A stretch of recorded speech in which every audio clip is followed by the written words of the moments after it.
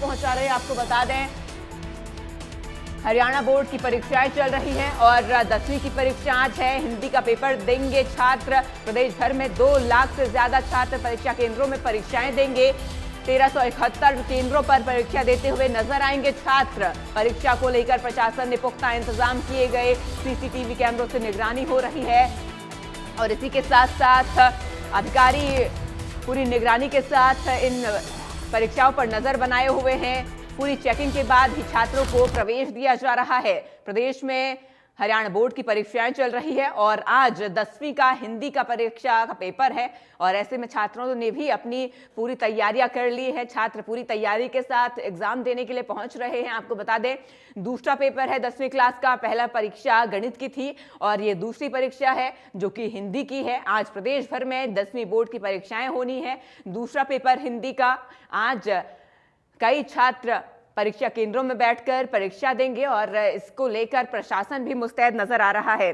Police प्रशासन मुस्तैद नजर आ रहा है। सुरक्षा के चलते पुलिस भी तैनात की गई है। इसी के साथ साथ पूरी चेकिंग के बाद ही इन छात्रों को एग्जाम हॉल में एंट्री दी जा रही है, प्रवेश दिया जा रहा है। पूरी निगरानी के साथ साथ ये परीक्षाएं करवाई जा रही हैं ताकि किसी तरीके की कोई नकल ना हो, कोई पेपर लीक ना हो।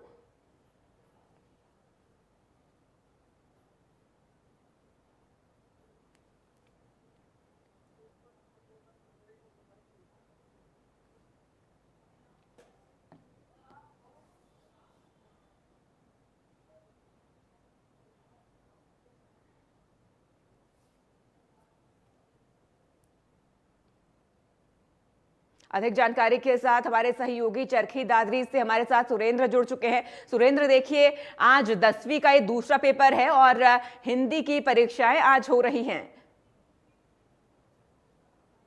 जी बिल्कुल, देखिए जिला चरखी दादरी में जब से वो गणित का पेपर 10वीं कक्षा का वायरल हुआ था, उसके बाद से ही जो पेपर अब दोबारा आज दूसरा पेपर है 10वीं कक्षा का हिंदी विषय का, इसको लेकर प्रशासन बिल्कुल सतर्क नजर आ रहा है और सभी जो परीक्षा केंद्रों पर अलग से पुलिस ने जो कर्मचारियों की संख्या बढ़ाई है, वहीं प्रशासन की ओर से भी सख्त हिदायतें दी गई हैं। उपायुक्त और पुलिस अधीक्षक लगातार परीक्षा केंद्रों पर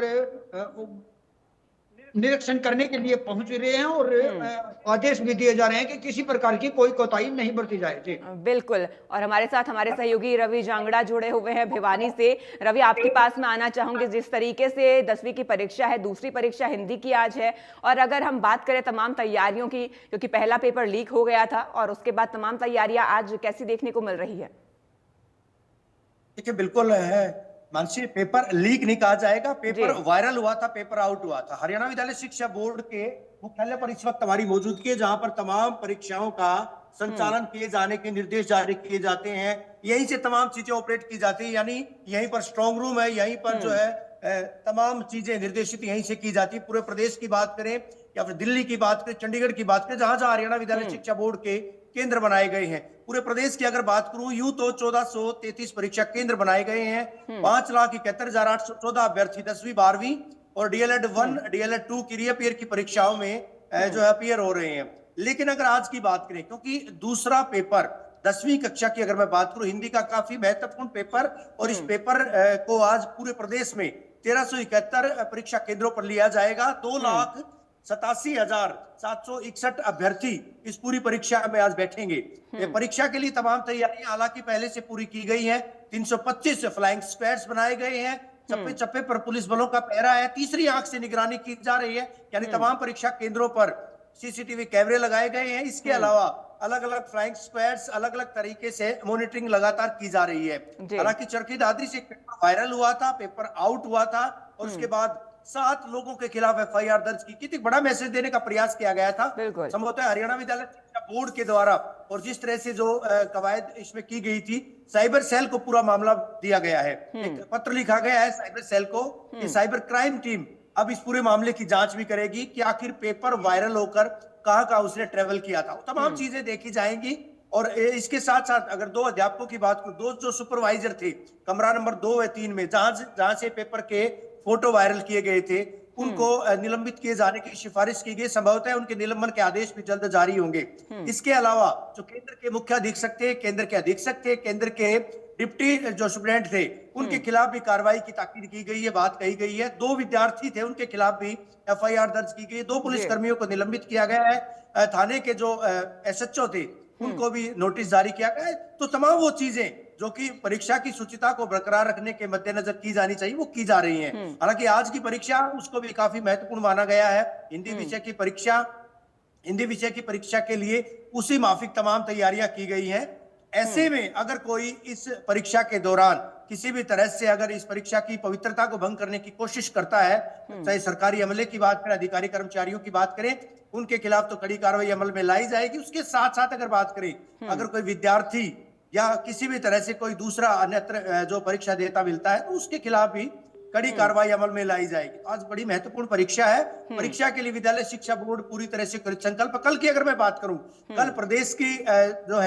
कल प्रदेश में पॉलिटिकल साइंस की 12वीं की परीक्षा का आयोजन किया गया था। पूरे प्रदेश में 36 यूएमसी बनाए गए थे। 36 नकल के अनुचित साधन प्रयोग के मामले बनाए गए थे। 4 शिक्षकों को ड्यूटी में कोताही बरतने की वजह से उनको रिलीव किया गया था। तो विद्यालय शिक्षा बोर्ड, प्रदेश सरकार का चाबुक लगातार जारी है।